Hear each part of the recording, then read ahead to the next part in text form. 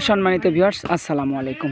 এখনও রয়েছে গ্রাম বাংলার সেই শান্তির দিনগুলো। তো পবিত্র ঈদুল আজহা উপলক্ষে আমাদের গ্রামে চলছে দেখেন কুরবানি। তো কুরবানি গ্রামের যে একটা পরিবেশ, আর গ্রামের পরিবেশটা কিন্তু অত্যন্ত ভালো একটি পরিবেশ। এই পরিবেশটা কিন্তু শহরে গেলে খুঁজে পাওয়া যায় না। এই যে দেখেন, আমরা বাজারের ভিতর কুরবানির জন্য সবাই প্রস্তুতি নিয়েছি। এখানে গরু, ছাগল, ভেড়া সবকিছু আমরা জবাই করেছি। করার পরে দেখেন গ্রামের সৌন্দর্যটা আরো সৌন্দর্য করার জন্য আমরা কিন্তু বাজারের মতন নিয়েছি।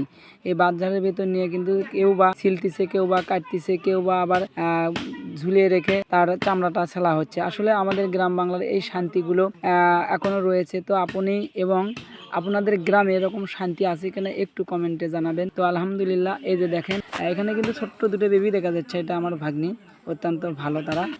সব শেষে এই যে কাটাকুটো হয়ে গেলে গ্রামীণ পরিবেশে যে আমাদের একটা বাটোয়ারা, সেই বাটোয়ারায় যে দেখেন কত সুন্দর করে ভাগ করে নেওয়া হয়েছে এবং প্রতিটা লোকের নাম ডেকে ডেকে একের পরে এক দেওয়া হচ্ছে। আসলে ইসলাম ধর্ম শান্তির ধর্ম, আবারও আমি বুঝতে পারলাম পবিত্র ঈদুল আজহার দিনে।